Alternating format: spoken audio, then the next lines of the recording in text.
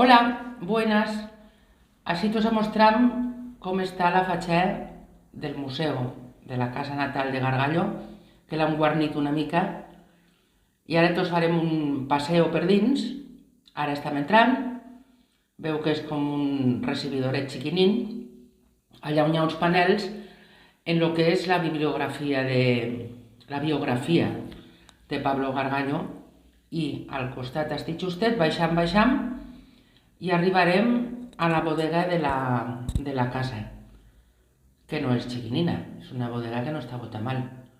Així tenim alguna peça d'altres escultors, informació sobre altres maellans. S'ha fet una mica com un mini museu d'altres artistes i veureu la maqueta, la maqueta de la torre de l'Ajuntament, que està molt maja. Feta al detalle por espan, no sé si es diu por espan extruido, però està molt maja. Així més quadros, així relativos a Ponsirac, i ja tirarem cara amunt. Bueno, i veurem, pel tema de l'aigua, un xorro i un altre xorro. Tenim dos xorros. Vale, pugem cara amunt. Així hi ha 4 peces de lo que se pot vendre al museu sobre Gargallo. I passam a la cuina. Este rinconet. I hasta una foto de Pablo quan tenia de 9 anys. Era molt jovenet. Una foto que està de perfil. I entrem a la cuina. La cuina que era xiqueteta. I, bueno, així en fusta tan maja, pues no devia de ser. Aquelles cuines en cortineta i para de contar. La pila sí que és l'original que hi ha a la casa i la xaminera també. Veu que cuina més xiquinina, 4 silles i prou. No hi ha ni taula, no n'hi havia. Fiquem a la vora al foc i ja està. Anem pujant, escaleres ben empinells.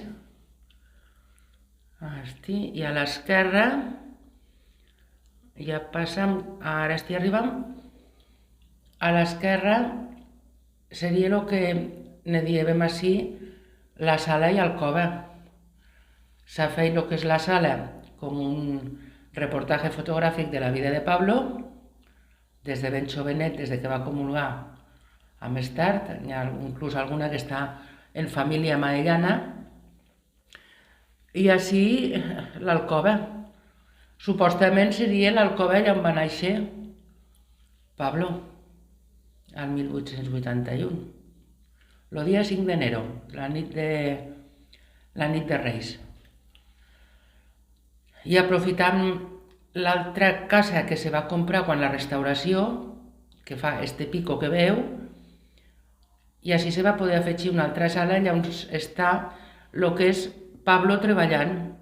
Vàries fotos de Pablo als tallers. Esto sobretot són de París. Igual que les fotos que hi ha familiars són més d'entre Malla i Barcelona, les que són dels tallers són totes de París. Ara seguim marxant. Una sala que era ben gran, no era xiquinín, no? Això. I pujarem cara dalt, que ja és allà on estan les peces que tenim d'escultura. En este rinconet hi ha quadros, estan ficats quadros de diverses exposicions de les que va tindre ell a molts puestos. Seguim a dalt, al següent piso, i a lo darrere és la galeria de les obres, com si diguem el que sí que és museu. Entrem per així, tenim les 4 peces principals i també un boceto, que és el boceto de la figura que tenim així a l'avenida Pablo Gargallo, que tots coneixeu. Eixa primera que han vist és la Petra, l'escultura que va fer de su mare. Esta altra és una acadèmia, que té moltes en aquest nom, però són 2 peces de bronze, i les altres 2 que queden són terracota. La que han vist ara és una maternitat, i esta és la que se diu que ell va estar fent en terra de Santa Bàrbara i que, bueno, quan la va fer tenia 13 anys.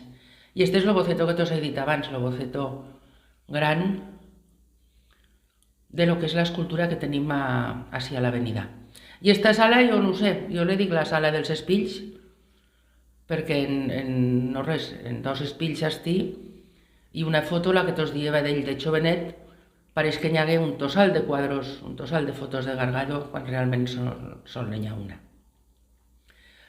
Així per este costat, ja és lo darrer, hi ha alguna peça antigua, unes medides, estiles de venedores. Bueno, fa una miqueta de